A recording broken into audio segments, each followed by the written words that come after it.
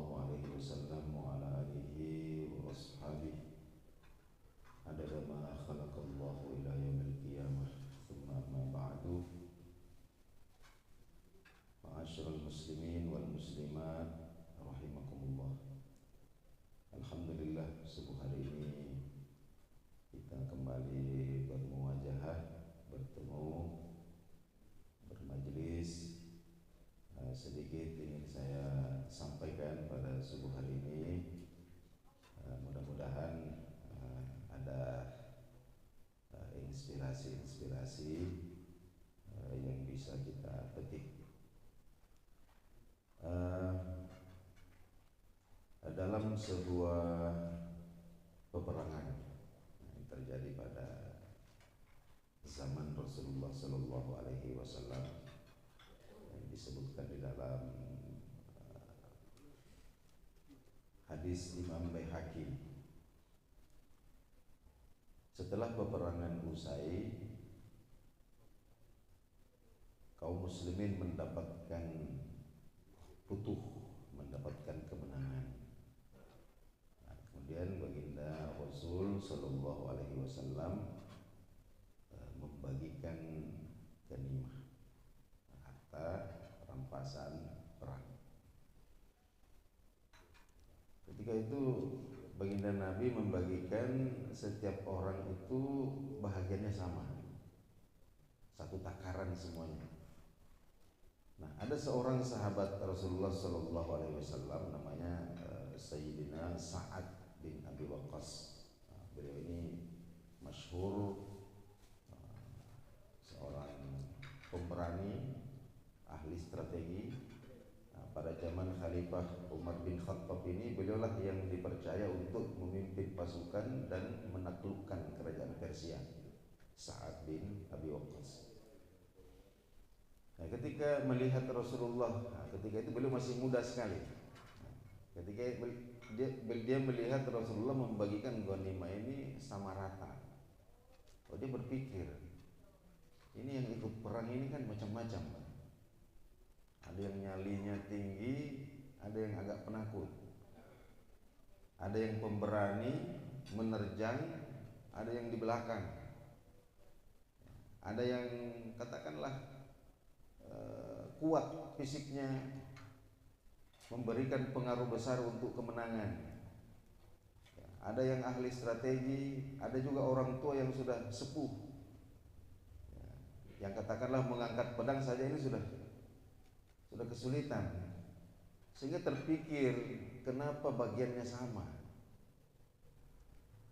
Mestinya kan disesuaikan dengan kapasitas dan kemampuannya masing-masing. Yang kuat diberi banyak, yang peranannya besar diberikan bahagian lebih banyak, sementara yang katakanlah tidak terlalu kelihatan peranannya ini, ya yang penting tidak kecewa. Barangkali mungkin seperti itu pemikirannya.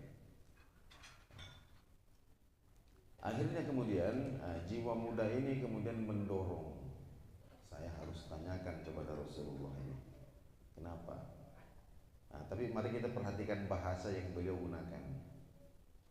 Beliau mendekati baginda Nabi Sallallahu Alaihi Wasallam, sudah selesai, kemudian bertanya, ya Rasulullah, saya ingin bertanya, kalau ada seorang pemimpin, ada seorang komandan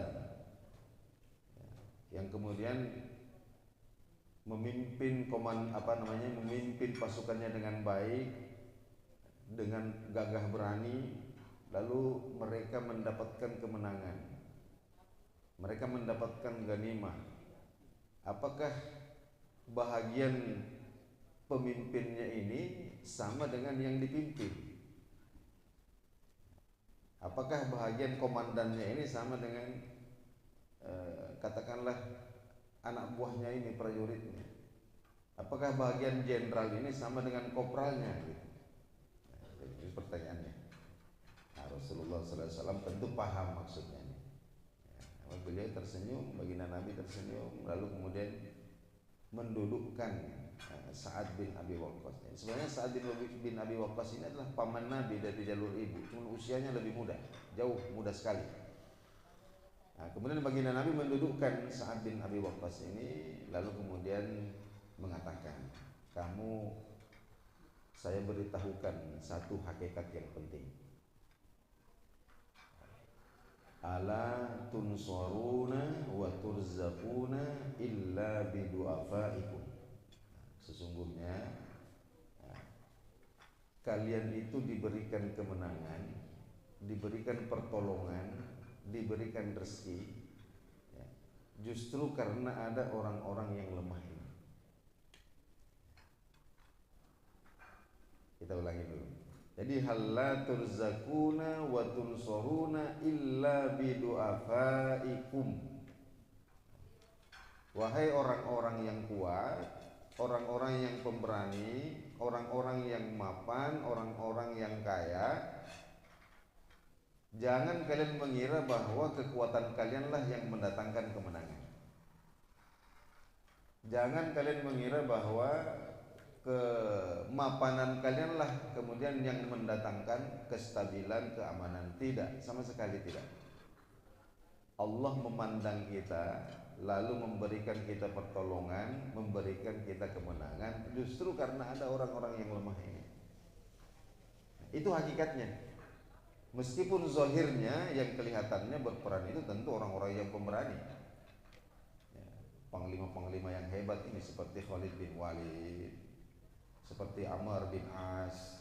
Nah, kita kenal di di barisan kaum muslimin ini tidak pernah kosong dari orang-orang yang gagah berani, yang menciutkan nyali musuh. Tapi Nabi melihat sesuatu yang hakiki, bahwa sebenarnya Allah memberikan kemenangan itu bukan karena itu, tapi justru karena ada orang-orang yang lemah. Jadi Bapak dan Ibu sekalian, barangkali yang kita garis bawahi dari kisah yang singkat ini, kalau Allah Subhanahu wa ta'ala menitipkan di tengah kita atau di dalam penguasaan kita ini orang-orang yang lemah, barangkali itu adalah orang tua kita yang sudah sakit-sakitan, orang tua kita yang sudah lemah, barangkali sudah susah berjalan, sudah susah bangun, mesti sering kontrol ke dokter dan lain sebagainya. Maka jika kita berbuat baik, memaksimalkan ihsan kita, kebaikan kita kepada orang tua kita itu, maka sesungguhnya itulah yang menjadi sebab sehingga Allah Subhanahu wa ta'ala kemudian mengalirkan rezeki kepada kita. Nah, jadi ketika kita mengeluarkan ongkos, ya, nah itu memang kelihatannya kayaknya kita yang ngongkosi itu, kita yang ngongkosi. Oh, saya yang antar ke rumah sakit, saya yang belikan obat. 1 bulan itu obatnya sudah 2 juta saja, belum konsultasi dokter. Jangan merasa seperti itu. Justru hakikatnya itu karena kita masih ngopeni orang lemah di rumah itu, sehingga rezeki itu kemudian Allah berikan kepada kita. Kalau tidak, kita coba saja, maka kita akan lihat bahwa ternyata rezeki kita itu karena ada orang-orang lemah di antara kita ini. Nah, kita punya anak-anak yang masih kecil, minta uang untuk jajan, minta ongkos beli ini, beli itu, sekolah dan lain sebagainya. Jangan mengeluh. Jangan sampai kita mengatakan, kau ini habis-habisi uang saja. Tidak.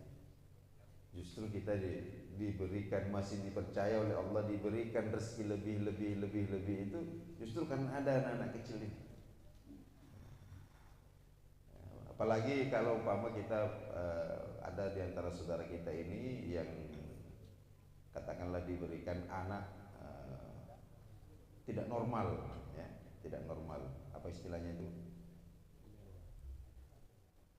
Kalau orang Bugis bilang itu, aku pasti bicara begini loh. Anak-anak meniru yang wajah 1000 ini apa namanya?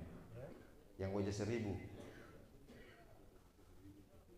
Ya, ada anak-anak seperti itu. Orang Bugis itu punya istilah yang bagus sekali itu. Saya lupa. Ini kan katakanlah dari lahir ini sampai besar. Ada teman yang diberikan katakanlah oleh Allah Subhanahu wa taala anak yang seperti itu. Katakanlah tidak normal begitu. Baik secara mental maupun secara fisik maupun secara intelektual tidak berkembang sebagaimana. Kemudian ini ada penyakitnya juga, suka kena epilepsi, hampir setiap saat kambuh. Tapi kemudian dia mengeluh, kenapa saya diberikan anak seperti ini? Dia merasa bahwa anaknya ini menjadi beban. Jadi kepadanya ini perlu kita sampaikan untuk bersabar dan ingatkan bahwa justru karena anak itulah, karena Allah titipkan ini anak kepada Anda ini, maka turzakun, Anda ini diberikan rezeki sampai hari ini cukup saja, ada saja. Jadi ini yang Bapak dan Ibu sekalian yang dirahmati Allah Subhanahu wa taala, justru karena kita ini lemah, kemudian Allah memberikan kekuatan kepada kita. Karena kita bodoh, kemudian kita diberikan ilmu. Karena kita miskin, kita diberikan kecukupan. Kan seperti itu. Jadi kalau dalam pandangan mata hakikat itu sebenarnya tidak ada di antara kita ini yang kuat, tidak ada di antara kita ini yang lapang, itu tidak ada. Semua itu semata-mata karena diberikan oleh Allah Subhanahu wa taala. Dan itu adalah ujian. Jadi sebenarnya hidup ini bukan masalah miskin, bukan masalah kaya, bukan masalah kita terpandang atau tidak terpandang, bukan masalah kita ini raja atau rakyat jelata, tapi masalahnya adalah bagaimana kita. Itu bagaimana ketika kaya, bagaimana ketika miskin, bagaimana ketika berpangkat, bagaimana ketika menjadi rakyat biasa, bagaimana. Itu sebenarnya yang menjadi masalah, karena itu ujian saja. Ketika kita ini kemudian diberikan amanah berupa kekayaan, lalu kita bersyukur atas nikmat ini, lisan kita mengucapkan alhamdulillah, hati kita mengakui bahwa ini semata-mata anugerah Allah Subhanahu wa taala. Allah tidak punya utang budi kepada saya untuk dibalas, tidak ada. Allah tidak hajat kepada saya tidak ada pun, dunia ini tidak apa-apa, tidak ada masalah. Jadi semata-mata karena anugerah Allah Subhanahu wa taala. Lalu kemudian sebahagian ini kita sisihkan untuk saudara-saudara kita yang lemah. Kenapa? Karena artinya apa? Karena kitalah yang diberikan kehormatan untuk menjadi keran, menjadi keran yang meneteskan air untuk saudara-saudara kita yang lemah itu. Jadi ini ada dalam kitab Tafsir Ruhul Bayan, pengarang kitab namanya Imam Al-Alusi, itu menukil atau mengutip sebuah riwayat bahwa di zaman Bani Israel dulu ada seorang nabi di antara nabi-nabi Bani Israel itu yang diberikan wahyu oleh Tuhan. Jadi Allah Subhanahu wa taala katakan kepadanya, ada kamu punya umat itu, wahai nabiku, kamu itu ada punya umat namanya ini. Coba beritahu dia, karena dia berdoa minta kekayaan. Dia berdoa minta kekayaan. Coba kamu panggil dia dan kasih tahu bahwa Allah memberikan pilihan kepadanya. Maksudnya Allah Subhanahu wa taala mengabulkan doanya bahwa separuh umurnya itu akan diberikan kecukupan, sedangkan separuh yang lain akan diberikan kekurangan. Makanya suruh dia memilih mana yang lebih dulu, separuh umur yang penuh dengan kecukupan atau separuh umur yang penuh dengan kekurangan, disuruh memilih. Akhirnya kemudian Nabi ini memanggil orang itu. Nah, ini Allah mengabulkan doamu, tapi caranya begini. Setengah umurmu akan diberikan kekayaan, setengah yang lain akan diberikan kemiskinan. Tapi kamu dikasih kesempatan memilih, mau kaya dulu atau miskin dulu. Unik juga nih Pak ya. Nah, kemudian orang ini mengatakan, wah saya bicara dulu sama istri. Jadi apa penting Pak, bicara sama istri ini penting. Akhirnya musyawarah ini keputusannya adalah kami minta supaya separuh umur pertama ini kaya dulu. Akhirnya dikabulkan lah. Nah, mereka hidup separuh pertama kekayaan mereka, kehidupan mereka ini kaya. Tapi setelah lewat separuh pertama ini, masuk paruh kedua, ternyata kekayaannya ini tidak hilang-hilang, malah bertambah-tambah. Mestinya udah miskin nih mestinya, tapi ternyata tidak, malah tambah kaya. Nah, jadi Nabi ini heran, hanya bertanya, ya Allah, kenapa ini umatku ini malah tambah kaya sekarang? Katanya dulu separuh yang kedua itu miskin, sekarang malah tambah kaya. Nah, maka kemudian Allah mengatakan, aku dapati hambaku ini bersyukur. Aku beri dia kekayaan dan aku temukan, aku dapati dia bersyukur, maka aku putuskan bahwa dia kaya seumur hidup. Akhirnya Nabi ini kemudian menemui umatnya ini, menanyakan, apa yang kau lakukan dengan harta kekayaanmu? Dia katakan begini, setiap kali kami membelanjakan kekayaan untuk kepentingan kami sekian, maka kami berikan juga kepada orang-orang yang membutuhkan dengan jumlah yang sama. Rumusnya. Nah, jadi ini umpama hari ini kita belanja 300.000 umpama 300.000 belanja untuk kepentingan kita, maka 300.000 yang dia sisihkan juga 300.000 untuk membelanjai orang. Ini yang kemudian Allah kemudian mengatakan, aku temukan bahwa hambaku ini bersyukur, maka kemudian aku putuskan dia kaya seumur hidup. Jadi dari mana datangnya ini kekayaannya ini? Padahal mestinya paruh yang kedua ini sudah. Nah, itu tadi karena ada orang-orang lemah yang dia bantu.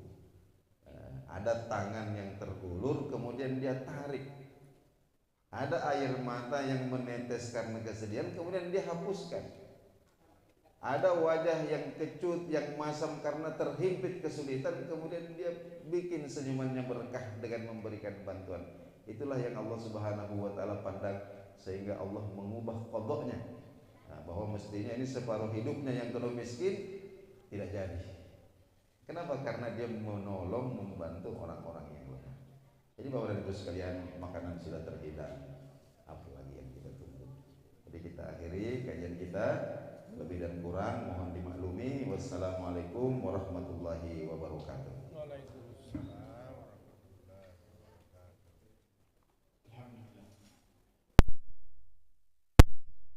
Ini sangat menarik.